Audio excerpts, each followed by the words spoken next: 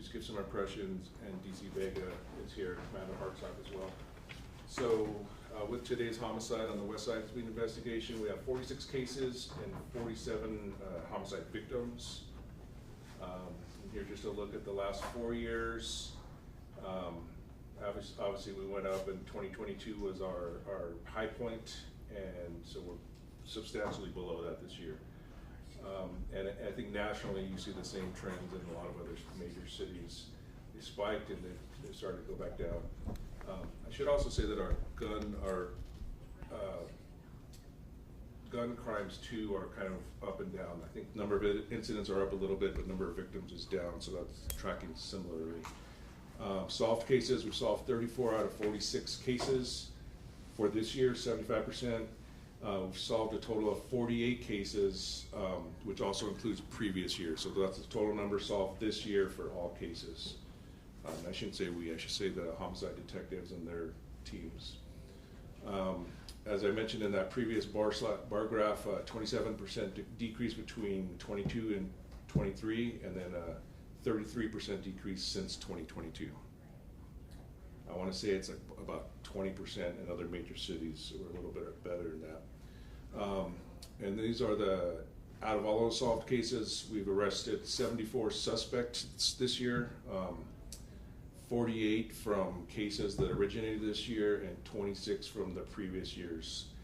So if you look at all the changes that Chief Medina's made, and DC Vega and everyone else in the homicide unit and all our investigations, not only when homicides went up and fully staffing the department, they've been solving a high number of cases for the current year and previous years. If you go back just a few years, a lot of the cases from older cases were not being solved. So if you look year by year by year, that number's slowly creeping up. I think they're all in the 60% range, 60, 65 to 70% range. Type of weapon, this is almost exactly the same as it's been in previously. So almost 80% have involved a firearm, 11% a knife or some sort of cutting instrument, blunt force 2%, a vehicle, which is someone intentionally running over someone, usually 4%.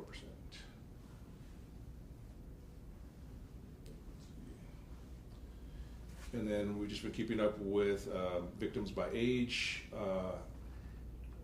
The interesting thing that people tend to focus on the teenagers or minors who are victims, and we've only had one victim, I think that's 17 or no, I want to say 3 or 4. And one of those was a 3-year-old that was a victim of a child abuse case. So really only, I think, 2 victims that are like 16, 17-year-old range. Then it starts to jump up at ages 18 to 25, that 26 to 35 range. What alarms me is they're more in 46 and older, which puts me more in that range. But that is something kind of interesting this year. There seems to be a lot more at that higher end of the age bracket. I will say that the number of teenage victims was about this rate last year too, and then it kind of got a lot larger in August. So we're similar to last year. That's a good one. Race, ethnicity, this is also pretty similar. Tends to be overrepresented by Hispanics, blacks, and American Indians. And this is a look at the suspects that have been arrested this year. Just one suspect that has been 17 years old, I believe. The vast majority have been between that 18 and 35-year-old range. Race, ethnicity, so a lot more, the vast majority are Hispanic offenders. And gender, this is almost exactly the same as it has been in previous years. It's about 82% male and 17% female, and very similar with suspects. And as I mentioned previously, just one juvenile homicide suspect so far. So that's all we have on the slides. I think Chief wanted to talk, and we want to talk a little bit about trends and what we're actually seeing this year that are a little different than the past. And I just want to thank everybody for being here today. And you know, one of the things I want to do is I just want to recognize that it's also work outside of the Albuquerque Police Department that's assisting us. I think the courts have really gotten moving after COVID, where things are slowed down, and there was our inability to hold people accountable. The average jail population is well up since COVID, as we all know. We also know that the courts are hearing more and more cases, and that the DA's office is doing a great job in prosecuting these cases. So I think that this is just one example of how we're getting better working as a system together. We're finding ways to make things work within this broken system. We know we still have challenges. Youth present a huge challenge. I think a few weeks ago we did a press conference about how, or we did a media release about how it took us hours upon hours to try to figure out how to book a violent, youthful individual, and we were finally able to get that accomplished through a commitment order and judges. But it took us almost 18 hours to get to that point where we could get this individual into facility. I think it's important that we also recognize, our detectives are working hard. The changes we made with the Detective Academy, adding in individuals to do the digital forensics, bringing a sense of urgency to the unit, to the leadership, checking, creating processes where we're following up, and also looking at those older cases. And I think that's the biggest, pot where we have a lot of potential for the future, is still closing some of those older cases and giving those victims, the families of those victims, some sort of a sense of justice and closure in these matters. But I think that as you see, we still struggle a lot with individuals from that 18 to 35-year-old range being the biggest offenders in our community. And I think that's where, our VIP program and other city departments helping us intervene with these individuals has led in. And like Gilbert stated, you look nationwide, there's a lower decrease after the pandemic. Last year we were about 12-14% like the rest of the nation, and we're a little bit above what everybody else is seeing right now. But I attribute it to the fact that we're clearing these cases so fast. In the past, we had those incidents where somebody was, related to 4 deaths or 3 deaths and 2 deaths, and now we're trying to pick them up as quickly as possible before they commit another shooting. But we've also emphasized working on some of our non-fatal shootings, because we know those individuals are going to kick up, start moving forward with increasingly becoming more and more violent to potentially committing the next homicide. So I think there's still a lot of work to be done. We're still a lot higher than we wanted to be as a city. I think we still have room to improve. We'll continue to work hard and make sure that we're doing everything we can to clear some of these cases. As you saw from the peak of the pandemic till now, it has dropped off, and if we could keep this pace up, we could hopefully be somewhere in the 80s by the end of the year. So hopefully we could keep this pace up, and we could keep up the pressure. The LFC said it, booking people and holding them accountable was one of the biggest deterrents that we're lacking, and thankfully our department and our detectives and their leadership stood up to the challenge, and they were able to accomplish that. But with that, George, do you have anything? Kyle? Any questions? Questions? Yes, Nancy. So just too quick about one of the first graphs we saw where it was the trend. How does this year stack up to a pre-pandemic year? Are we kind of going back down to where it was before the pandemic happened? If you look in 2008, I think in 2019 we're 84, somewhere there. For the total, yeah. 84, and then in 2020 we had a little bit of a drop during the pandemic because we were shut down for such a long period of time. But right after that we went up to 120. So we're starting to trend towards that pre-pandemic number, which had been being raised gradually since 2014, if I'm not mistaken. So yeah, we are getting to pre-pandemic numbers, and hopefully we could continue this trend and get down to some of our numbers we had in the past. I know that that 2010 to 14 era was a really good era where we had low crime rates, but I also kind of related to our enforcement and how proactive we were. During that time frame is the only time frame we also hit in the 40s for auto theft. And 2 weeks ago, our auto theft unit only had 47 cars stolen. So I kind of base it on some of the crime trends that we're seeing and getting back down to those low numbers that we had in that 2010 to 14 time frame. And then, sorry, my second question just about that graph are those numbers the mid-year numbers, like when we're comparing? They're as of today, yeah. Yes. Okay, July. and so it's like so if we're looking at 2023, that number on the graph is the mid-year number? Yes. Okay. Yeah, that number is year to date. It should be 60 today, huh? From 2023? Yes. 60, and we're at 47 now. And we have one case that may come off, that may not be deemed a homicide in the end. Obviously, there's shootings that don't become homicides and bullets and all that. Is there anything that's not obviously a lot of things seem kind of similar to as they have in the past few years, trends-wise. Is there anything that detectives who investigate violence are seeing that is new or that's kind of concerning? Anything that's maybe not shown in these graphs or something that doesn't tell that story? I think still the biggest thing we're seeing is individual disrespect for a lot of our homicides, feuds over minor incidents. And I'm going to ask Kyle if he's anything else he sees as the commander of the unit. I don't know if it would be new necessarily, but yeah, fentanyl is obviously the drug that is at the center of most of our robbery or drug fuel type of homicides, which is if you go 5 years, 10 years back, fentanyl didn't exist or was minorly involved. And I think we're going to talk more about it later this week, but the amount of social media influencers that are showing the illegal trading and exchange of firearms, drugs, and things like that is just increased tremendously. What used to be tagging in an arroyo or a building with a gang moniker or name is now on Instagram with followers. And so we see these influencers also starting to come up in more and more of our gun cases. Is there anything contributing to the fact that you're seeing it more, but it's not translating to more homicides? Is there anything, that seems to be why the temperatures increase with that kind of stuff with the people on social media, but it's not, we're still seeing a drop in homicides. We're getting better at detecting it and taking enforcement action on it though. So as law enforcement gets more caught up to a new emerging advancement in criminal activity, we then catch up and then start to enforce it there, and the organism maybe evolves again and we evolve with it. Okay, are there any new tactics you guys have taken to kind of tackle that we haven't heard about before? Or is I think the biggest one that we focused on since last year is the warrants. Last week we took 206 people, we cleared 206 felony warrants. So all those individuals who end up in jail are potentially our next offender.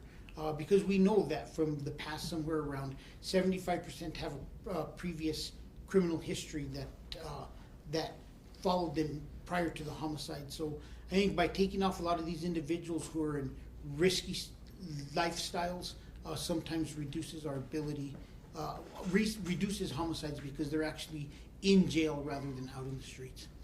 I have one more question. I'm not trying to reach here, I'm just asking because, individual disrespect has been for years now the top one. And given political temperatures and stuff, is there any concern that that could play into violence? It hasn't been, in the past few years. What you're seeing nationwide is alarming. What we've seen politically and the separation and the fights. But I'll stick by what I said yesterday is yes, we've had individual incidents in Albuquerque, but I want to say as for a whole, we don't see the political fights in Albuquerque the way we see them in other cities. It doesn't mean they don't happen. We had one this past weekend that very easily, potentially could, anybody who's seen the video realizes it could have become a homicide investigation that could have either been justified or could have been deemed, a homicide. So yes, there is a concern about the political climate and everything that's going on. But like I said, I want to compliment the citizens of Albuquerque because as a whole, we don't see that at the level you see in other cities. Matt, just one follow-up on that too, the individual disrespect. A lot of times the detectives will categorize that right at the beginning within the first 24 hours. And once it goes through and there's more investigation, and we went through this morning and teased it out a little bit, so you'll see actually a lot more domestic violence. Is that robbery higher than it usually is? I feel like usually this graph, it's individual disrespect is just above a lot of these. Well, that's what I mean. I think originally it was 24 individual disrespect. We went through it and got a little more thorough, and Commander could talk about that. But a lot of those turned out to be some of these other ones, robbery. Even in past years, I feel like you guys have your past year charts where it's end of year, and individual disrespect will be way above the others. And I feel like this is the first time I'm seeing robbery being that close to it. But we have had robberies. If you look back at some of our homicides, the Otero homicide I think was robbery related. We had several, and that is a trend that we see where individuals are set up to go out to do some kind of narcotics dealings, and it ends up being a robbery. So I would say if there's one thing that's changed over the last 5 years that we're seeing more and more is, in the past we always viewed robbery as walking into Subway or the bank and there being a robbery. We've seen a sharp increase in individual robberies to an individual, and we've seen a sharp increase in robberies, in homicides during the course of those robberies. I had a question about one of the slides. So I think the age group was 25 through 36 was the highest. Yeah. So like when you look at 36 through 45, is it really 30%? Just looking at the graph wise. That was a mistake, they just fixed Okay. it, so I think if we Yeah. refresh it, it's gonna get updated. We'll send you an updated one. So Okay. the An numbers updated are, graphic. the numbers are right, but The graph doesn't. Yeah. size of the Yeah. bars are wrong. Okay. Cool. I just making sure. I just didn't want to be confused. Oh, this, Yeah, the Yeah. numbers. Yeah. And then the 30%. The But percentages are accurate. got you. And then my other question is, I know that we mentioned 2014 with that being a year that we only saw 30 homicides. Do we ever get back to that? I don't know. There's a lot of things that have changed from 2014. If you look, and I've been asked this question a lot, like, what changed during 2014? We had findings against the Albuquerque Police Department. The beginning of the DOJ investigations, there were changes to our para where there's mass retirements. I was one of those retirements at the time because of the changes to our retirement. So you look, we had somewhere near 1,050 officers back then, and over the years they slowly declined as this crime went up. As our number of our officers increases, well, crime seems to also be decreasing. There's other factors. We've also become more proactive and stuff. So I would hope that we could get back down to that 29 number, but I guess only time truly can tell. I do think that there are some changes to our criminal justice system that need to occur, or we'll never get back there. And I think everybody's talked about it. The governor's talked about it. The mayor's talked about it. Pretrial detention is a big issue that needs to be addressed. And at some point, we need to keep the right individual. I think we've gotten better at it, but we do have to do a better job at keeping some individuals in custody. And then my last question is, from the FBI, their data shows basically a trending gap between the amount of cases reported and the amount cleared. Like it shows for 2022 that there were 125 cases reported and 8 cleared. What is the reason for that gap there? That is the JJ question, and JJ has the answer. And in the past, it may be that things get reported to the FBI at the end of the year, and there's a gap, and those numbers consistently change. So we had somebody die in January, which would have raised the previous numbers that we had put, and I think we finished the year at like 97, but it ended up being 99 by the time the final tally came through. And they have different category numbers. What we've tried to do as a department, because of everything that's changed so much from NIBRS to UCR, what we've tried to do is be consistent with the data that we give, keep it being gathered the same way that we've always gathered it. So I think that's the biggest thing we try to do, is we try to keep that consistency. Yeah, the FBI, what they publish, they don't change it after, even though departments continue to update throughout the year.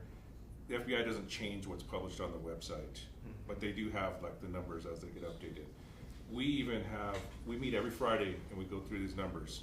I do homicide, records, RTCC, just to make sure everyone's on the same page, and even that isn't totally reflective of what we try to keep. The homicide in particular, these are the real-time numbers. Records is still behind a little bit because it takes some time through the investigation, and it makes it into the record system. So there's a little gap. But what we report every week, every Friday I put it on the website, is the actual number, which can change due to investigation, but that's where we're at. Like 47 right now is what we're at. Just 2 last quick questions. So what do we, in your view, what do we need to do to keep this number decreasing through the end of the year? We got to stay proactive, our officers. We need to continue to focus on the warrants as we are. I mean, this week we're hitting Central. We'll do a press conference on that on Friday. We did the bus stops the last couple of weeks. We know that there's an extreme amount and potential for violence that come out of these areas. So we need to stay proactive as a department. We need to keep booking as many people as possible. We need to continue to work with the DA's office. We transferred our whole shield unit there a little over a year ago. We've increased the amount of cases where there's detention granted and the amount of cases where we actually even just request detention. So I think all these things combined will help us continue this trend through the rest of the year. But also at the same time, we're doing this press conference because without a doubt, we want the criminal element to know that there's a high likelihood you're going to go to jail if you commit a crime. I mean, I think that in the past, let's face it, When I took over chief, we had a 50% clearance rate. That's not much of a deterrence for somebody who's going to go out and commit a crime. And now I think there is a sense that if you commit a homicide, you're going to get caught. I was asked about, this political incident this past weekend, and I have no doubt our detectives will track this person down at a certain point in time. So I think there's a lot of things that need to continue through the course of the year, happening through the courts, the DA's office, but our role in it is we intend to continue focusing on felony warrants, making sure that if VIP can be used, we get them out to talk to potential offenders, and that we continue to arrest as quickly as possible on current cases. Yes, Nick? So with the Supreme Court ruling with the pre-trial detention, can you see the data decreasing with homicides because we're keeping violent offenders in custody? I think it is going to make a difference. And I think that only kicked off, 15 days ago? So I'm anxiously awaiting to see the first data set come in on how that's changed things. Those are the individuals where I want to see how our warrants change and how the total amount of warrants is reduced. That made it an automatic if somebody FTA'd for us to be able to seek detention, and it should make it easier for us to get detention. So I'm hoping the Supreme Court ruling is also another one of those factors that help. Like I said, there's so many different factors. I wish I could say there's just these 5 factors. We'd all focus on those 5 factors and we'd have the safest community, but in reality there are so many moving parts, and there are so many entities outside of APD that play a part in this that it's just difficult to say. Just got one last question, and this is on behalf of a colleague. It has to do with patrols and what you're all doing, and specifically, are there any calls to expand the bike cop patrol to include trails, bike paths, things like that? We did make a move a couple months ago. We're asking our open space officers to hit some of the trails more within the city, specifically those along I-40 in some of the areas where we're getting a lot of complaints about unhoused individuals who are disrupting individuals who are trying to get through the area, set up encampments. The bottom line is we focus a lot on felony warrants, and unfortunately, a lot of the individuals who are unhoused right now, there's a portion that have felony warrants, and those are what we're going to continue to focus on. So whether it's on a trail or it's within the city, if somebody has a felony warrant, our goal is to take them into custody. Thanks. We had 13 new bike officers that were certified last month. Great. Anything else? Okay. We're likely going to have a press conference tomorrow. We're still working out time and place and all that stuff, but more of a focus on downtown and these younger individuals and guns. We'll let you know. Maybe they should give me a mic.